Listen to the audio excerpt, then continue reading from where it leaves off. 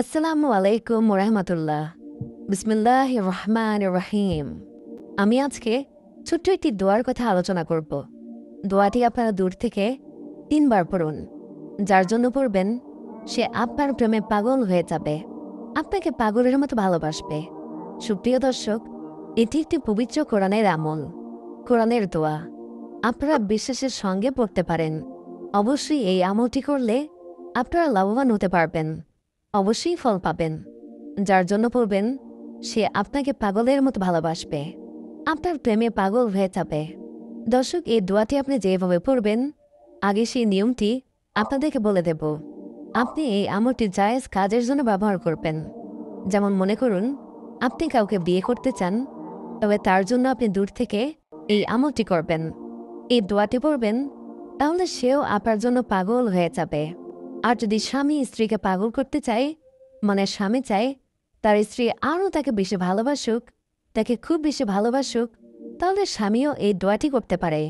তাহলে স্ত্রী তাকে পাগলের মতো ভালোবাসবে। অথবা স্ত্রী যদি চায় তার স্বামী তাকে খুবই ভালোবাসুক, তাহলে স্ত্রীও একই আমলটি করতে পারে। তাহলে স্বামী তাকে পাগলের মতো ভালোবাসবে। তবে এটা অবশ্যই মনে রাখবেন যে এটি কোনো নাজায়েজ কাজের জন্য ব্যবহার করবেন না।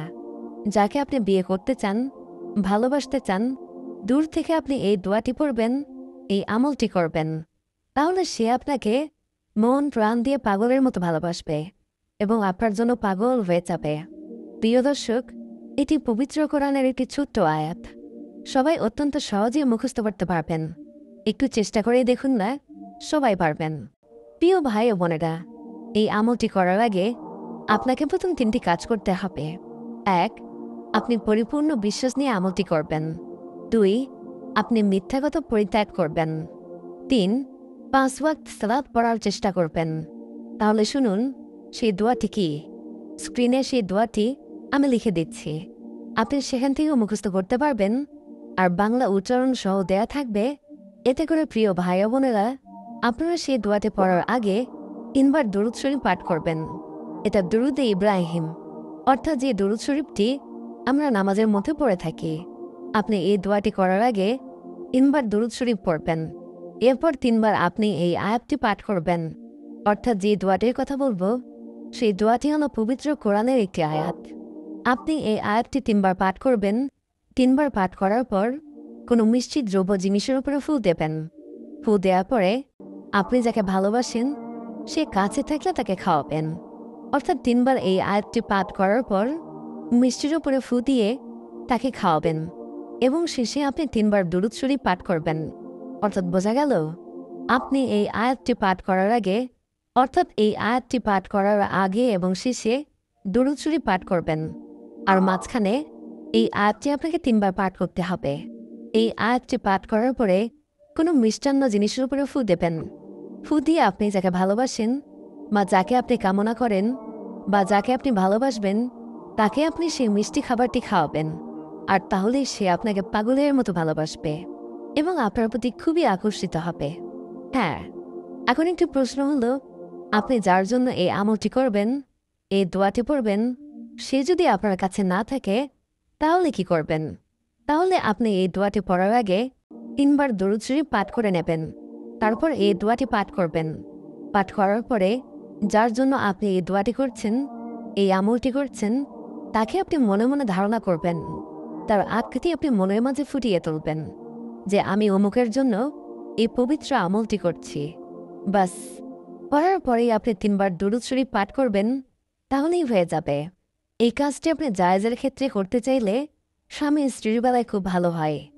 এভাবে যেমন স্বামী চায় স্ত্রী তাকে পাগলের মতো ভালোবাসুক, তাহলে স্বামী প্রথমে 3 বার দরুদ শরীফ পাঠ করবে, তারপরে এই আয়াতটি 3 বার পাঠ করবে, পরে কোনো মিষ্টি খাবারের উপরে ফু দিয়ে তার স্ত্রীকে খাওয়াবে। তাহলে স্ত্রী স্বামীকে তখন থেকে পাগলের মতো ভালোবাসবে। অথবা স্ত্রী চায় যে স্বামী তাকে পাগলের মতো ভালোবাসুক এবং তার দিকে খুবই আকর্ষিত হোক, তাহলে স্ত্রী এই আয়াতটি 3 বার পাঠ করবেন। পাঠ করার পরে কোনো মিষ্টি দ্রব্য জিনিসের উপরে তিনি ফু দেবেন। ফু দেওয়ার পর স্ত্রী স্বামীকে সেটি খাওয়াবেন। তাহলে স্বামী সেই স্ত্রীকে পাগলের মতো ভালোবাসবে, তার দিকে ভীষণ আকর্ষিত হবে। সুপ্রিয় দর্শক, আমি আপনাদেরকে বলে দিলাম আমলটি করার শুরু এবং শেষে 3 বার করে দরুদ শরীফ পাঠ করবেন। তাহলে শুনুন সেই আয়াতটি কি। সূরা মায়েদার 54 নম্বর আয়াতের কিছু অংশ।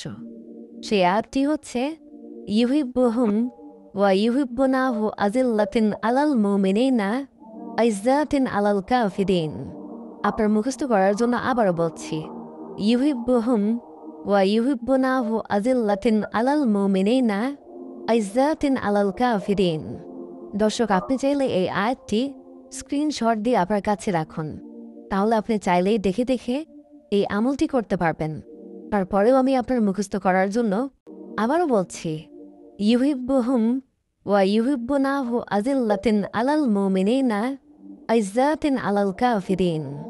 দর্শক, আমি আয়াতটির নিচে বাংলা উচ্চারণ দিয়ে দিয়েছি। আপনি এখান থেকে খুব সহজে মুখস্থ করে নিন। আর এই আয়াতের অর্থ হচ্ছে, যাদেরকে তিনি ভালোবাসবেন এবং তারা তাকে ভালোবাসবে, তারা মুমিনের উপরে বিনম্র এবং কাফিরের উপরে কঠোর হবে। দর্শক, জায়েজের ক্ষেত্রে আমলটি করবেন, বিশ্বাসের সাথে আমলটি করবেন, আপনি অবশ্যই ফলাফল পাবেন। তো সুপ্রিয় দর্শক, এই ছিল আমাদের আজকের ভিডিও। ভিডিওটি ভালো লাগলে লাইক দিন। আর নিয়মিত আমাদের ভিডিও পেতে এক্ষুনি আমাদের চ্যানেলটি সাবস্ক্রাইব করে পাশে থাকা বেল আইকনটিও প্রেস করুন। দেখা হবে অন্য কোনো ভিডিওতে।